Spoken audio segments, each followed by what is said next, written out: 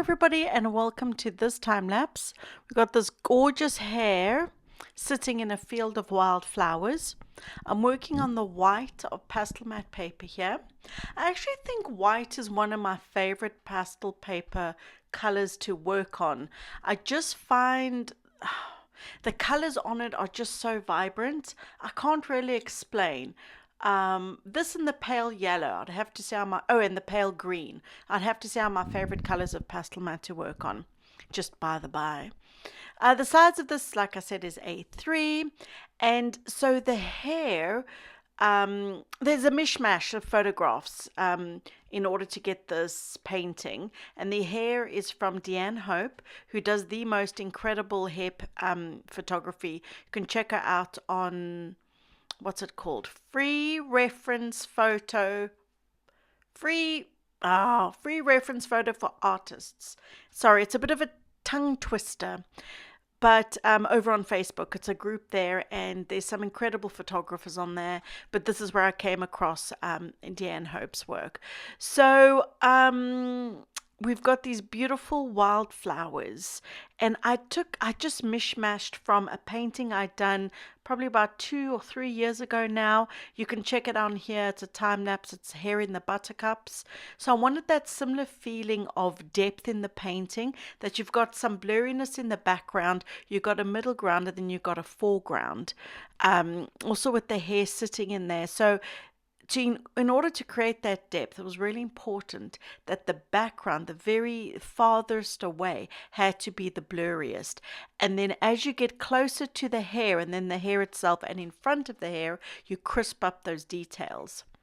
So I'm using a mixture of pastels here. Everything from Jack Richardson, Sennelier, Terry Ludwig, Unison, Mount Vision, and Sennelier. Like I said, putting in different greens, you've got lots of beautiful spring colors like aqua greens and those beautiful vibrant spring greens, and laying them on top of each other and then really rubbing into the paper so that you get the soft out of focus look. Now, obviously, this is nowhere done. I work in layers, and I just fancied getting the hair in before I carried on with the background. So that's what I'm doing here, and I was just showing how to do hair on that little piece of paper, because this is over on real time over on my Patreon channel, so you can check this out in real time. But yeah, so when it comes to doing the hair, the base of the hair is the thickest, and as it moves up, it gets a bit thinner. So there's a certain flick in the wrist that can help you achieve that in the hair. So the hair is actually quite small, as in the animal now, is quite small. He's part of this painting. And so he's really not big at all, probably the size of my hand, from finger to palm. So really quite small actually, but managing to get the detail in there by using my pastel pencils as well as my pastel sticks. I've got some hard pastels as well. Those come in really, really handy. I use New Pastel, and I also use Creative Color, and I use Comte. And New Pastel are the best by far. They just lay down a beautiful amount of pigment. They really are quite pigmented, and they feel creamy even though they are hard pastel. They're just really nice to work with. Quite tricky to get in this country though, but I ordered mine through Amazon. So you can see I've got my eyeball for the hair right next to me as I'm going along painting this. Now I'm using a tortillon really, or that paper stump, and that's to really move the pigment in place and to really help create crisp details. And I worked quite a bit on the eye because, I'd put a color down and then I'd be like, oh, I've just lost the highlight. I need to put the highlight back in. But just really working very methodically, really. So I spent quite a bit of time on the hair. Like I said, I really wanted to get those details in there, even though I'm working quite small. It's actually quite dinky. There you can see it compared to the pastel stick. But you can achieve this with pastels. They're so versatile. So then moving back now into the background, I didn't want it to be super dark. I really wanted to keep the sort of pastel colors of spring. So in the background, you can see that is literally the most out of focus. So lots and lots of rubbing, as I mentioned earlier. And then I come back over with a little bit of dots. That's kind of like flowers in the background.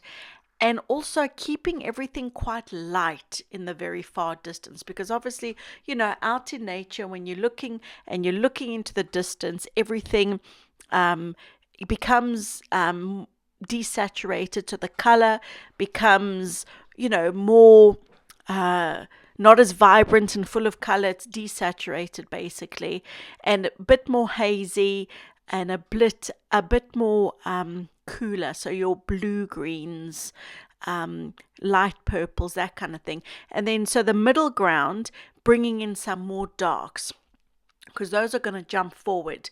Okay, so light colors recede, dark colors come forward.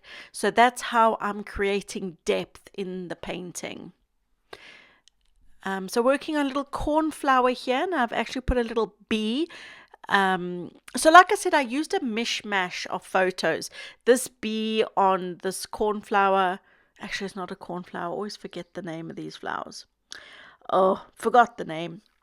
Never mind. Was taken from Pixabay. Pixabay is great because it's free royalty. Well, it's free for the image and you can just use it as you like, which is great. But I always have a reference. I don't paint from my head. I need a reference to see what's what and where goes what. I never just do it from memory or anything like that. I make sure I always have a reference. So that bee isn't done. I come back to the bee. Then working on these morning glories, I think they're called. This was fun. Even in real life, I love blue flowers. And it was just such a joy. And I did this late winter. Literally, it was the end of Feb. Well, middle of Feb, actually. Middle to end of Feb. So it's literally the last legs of winter here in the UK. But you've got tiny little inklings of spring. The days are longer, and there's a little bit more flowers around.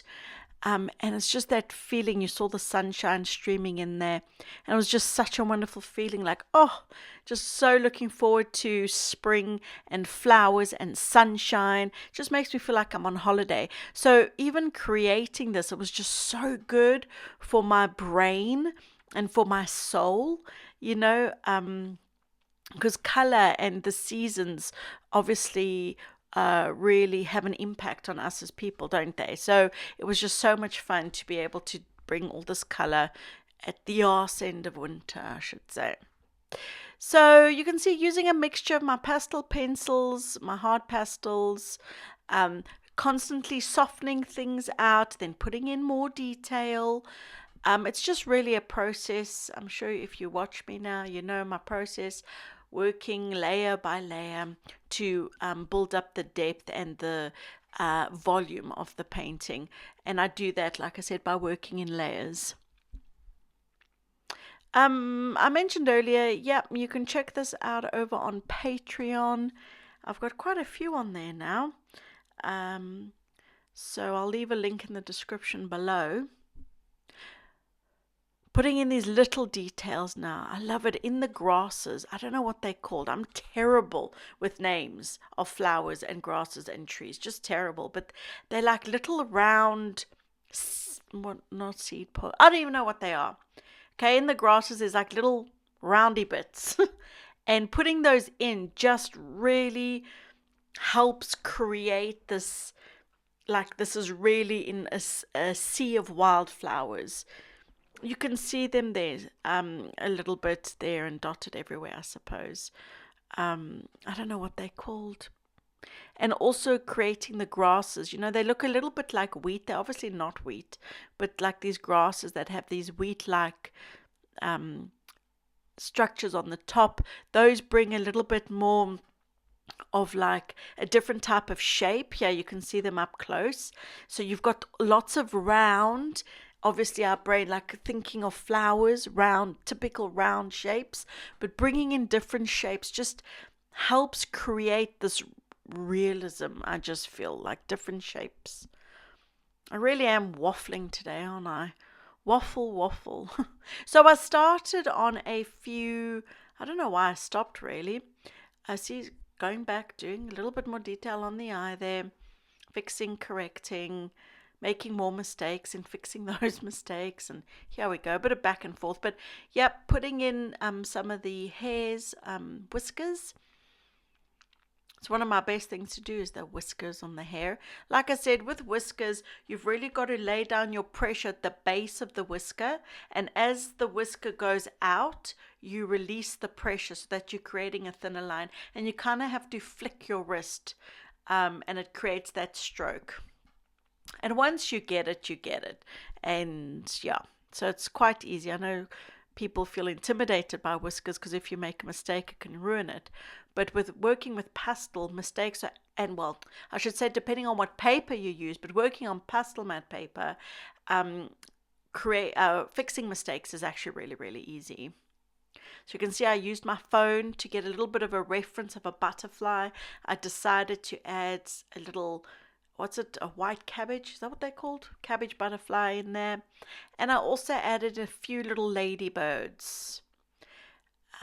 Because this was a commission and she asked, can you put a little bit of creatures? And I thought, what a brilliant idea. So that's what I did. But this is coming to an end now. I hope you have enjoyed this, and I shall see you in the next one.